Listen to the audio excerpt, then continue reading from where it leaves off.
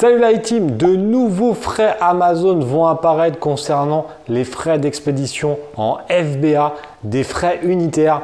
Et j'ai fait cette vidéo pour te montrer comment on va éviter de payer ces frais qui peuvent être vraiment un gouffre financier. Let's go!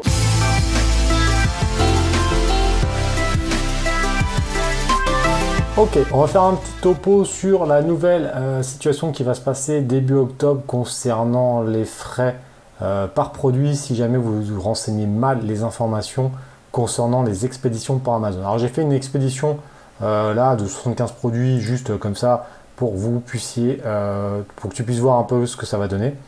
Donc là, elle est déjà faite, donc là j'espère que tu connais un petit peu tout ça.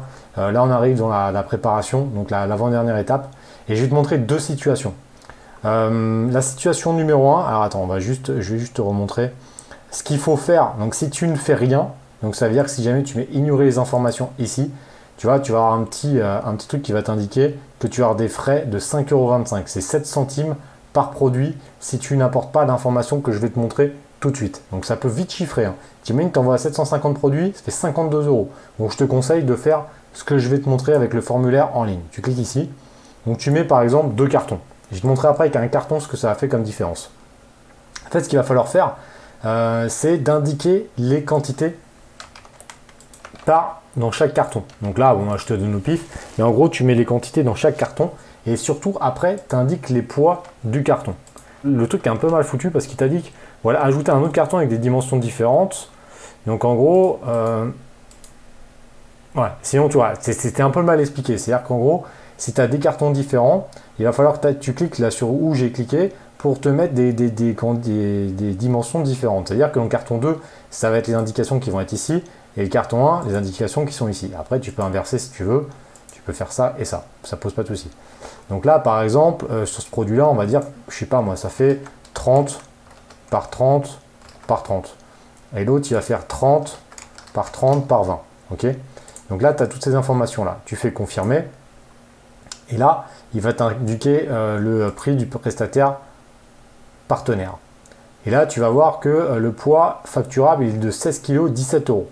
Pourquoi? C'est vachement plus cher que si tu regroupes tout dans un carton. Parce que tu as 2 cartons en minute, donc Amazon va te facturer beaucoup plus cher. 16 kg, 17 €, c'est quand même cher. Parce que tu as utilisé 2 cartons. Mais déjà l'utilité de cette vidéo, c'est de montrer pour éviter les frais par produit. Donc c'est comme ça qu'il faut faire. C'est indiquer les quantités par carton. Déjà, ça t'évitera les 7 centimes par produit. Mais là, je vais te donner un deuxième tips.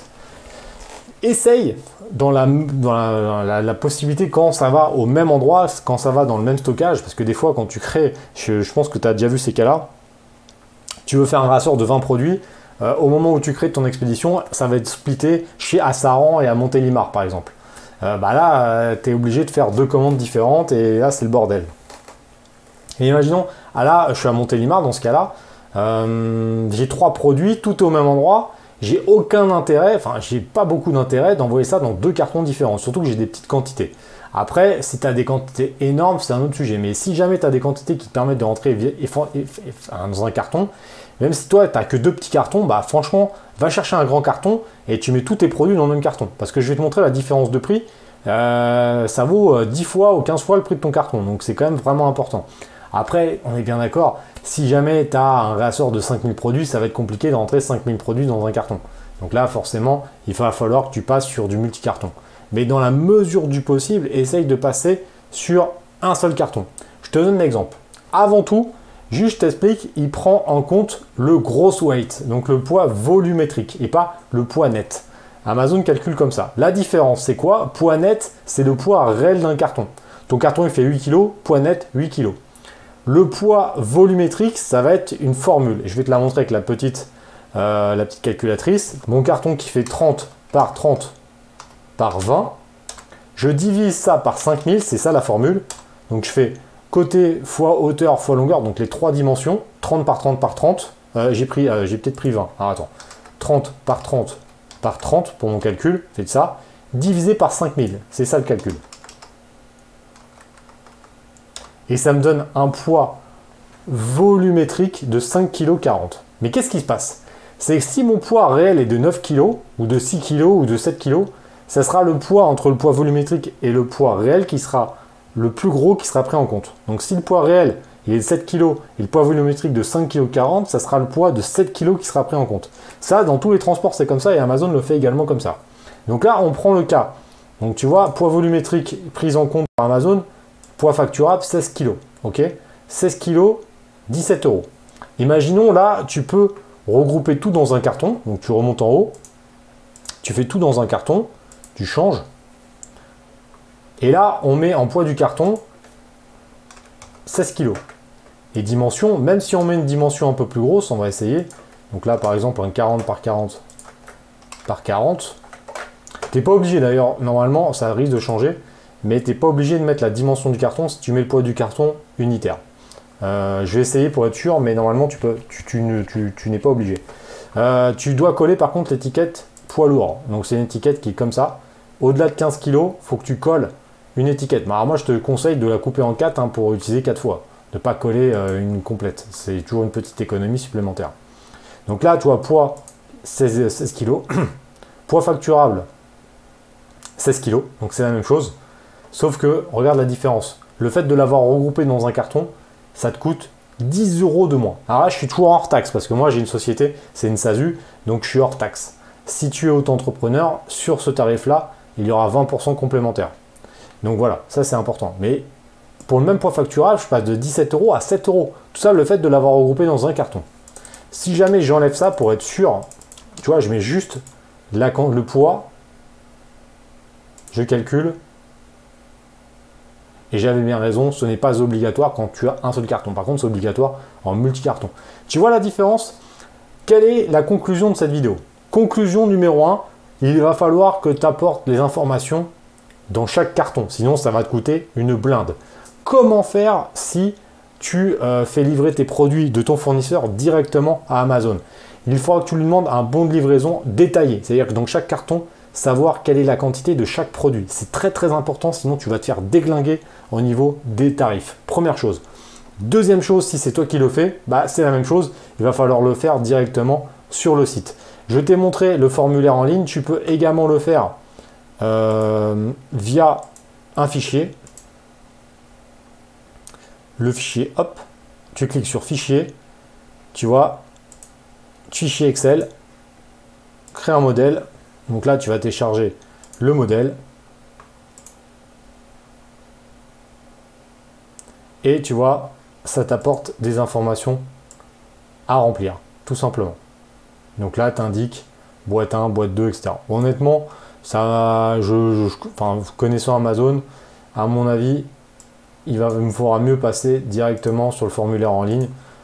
Fichier Excel, tu peux le faire également. Si tu as beaucoup de références et que tu as déjà un fichier Excel de base sur le bon de livraison, il faudra mieux passer par le fichier Excel. Si tu as pas beaucoup de références ou pas de bon de livraison en Excel, franchement, remplis le formulaire en ligne, ça ira beaucoup plus vite.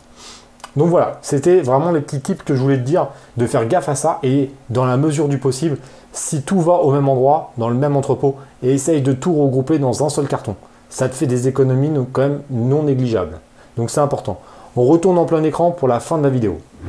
Et voilà, on se retrouve en plein écran pour finir cette vidéo. Donc comme tu le vois, il y a des nouveaux frais qui sont arrivés qui peuvent vraiment faire mal si on ne fait pas attention.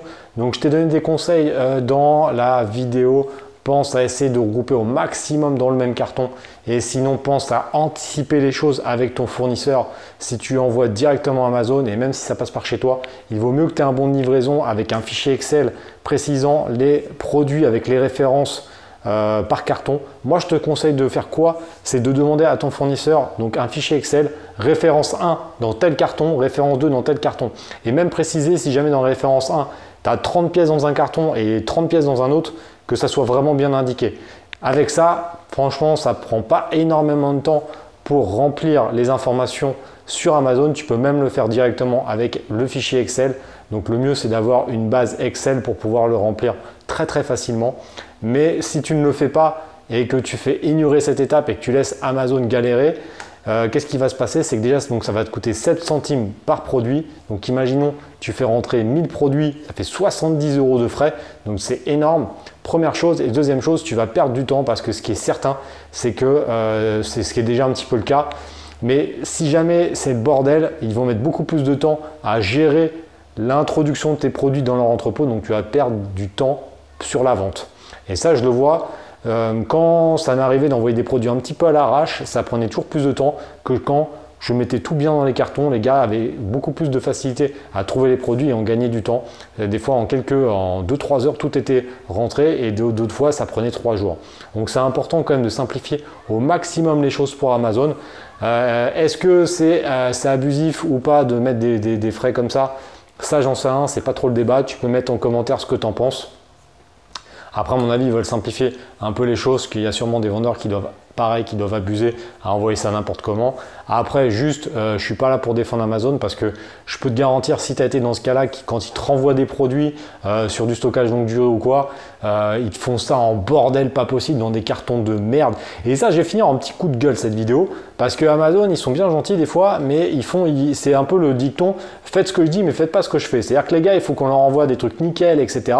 Moi, je vais te prendre 2 cas de figure qui me sont arrivés au mois de juillet. J'ai eu des retours en stockage longue durée sur des produits. Les mecs, déjà, ils ont mis 3 mois à me les retourner. Donc, première chose, 3 mois. J'ai eu aucune info, c'est-à-dire qu'ils sont arrivés en compte-gouttes. Il y a un mec qui arrive avec une palette, donc super. Et pour 2 cartons, déjà, ça m'a saoulé d'avoir une palette. Et ensuite, des cartons, ils sont arrivés. Des cartons, mais sérieux, ultra fins, ultra pourris. Ce qui fait que, qu'est-ce que j'ai fait? Quand je l'ai posé par terre, tu le crois ou pas, le carton a explosé. C'est-à-dire qu'il s'est ouvert complètement. Et tous les produits, donc j'étais dans la cour de mon ancien bâtiment. J'ai posé juste le carton par terre à de 20 cm. Le carton s'est fissuré, donc il a pété. Tous les produits sont partis sur l'herbe. Donc heureusement, il faisait beau. Et je sais pas, j'avais peut-être 1500 coques, c'était de la téléphonie. 1500 coques de téléphone, ouais, peut-être 1000 coques de téléphone par terre. Et j'étais vénère parce que le carton a explosé et j'étais en galère. Donc franchement, ça m'a vraiment fait chier. Donc c'est des fois, ils abusent vraiment, surtout pour les retours. J'ai l'impression qu'ils en ont vraiment rien à foutre. Donc c'est un petit peu abusif de leur part. Après, je pense qu'ils veulent vraiment gagner du temps sur cette partie-là et gratter un petit billet au passage. Donc vraiment faites gaffe, c'est pour ça que je vous ai fait cette vidéo. Je t'ai fait cette vidéo pour vraiment ne pas leur filer des 7 centimes par produit. C'est assez simple de le faire avec le fichier Excel ou le formulaire en ligne. Je compte sur toi. Pense à mettre un gros pouce bleu à cette vidéo, mettre en commentaire un peu ce que tu en penses. Donc Amazon, de toute façon, on peut gueuler, mais c'est Amazon les rois. Donc on est obligé un petit peu de subir les situations, mais essayer d'être malin pour ne pas payer des frais abusifs quand ils ne sont pas obligatoires. Donc pense à mettre ça en commentaire un peu ce que tu en penses. Pense également à t'abonner à la chaîne YouTube si ce n'est pas encore fait. Et on se retrouve bientôt pour une prochaine vidéo. Ciao!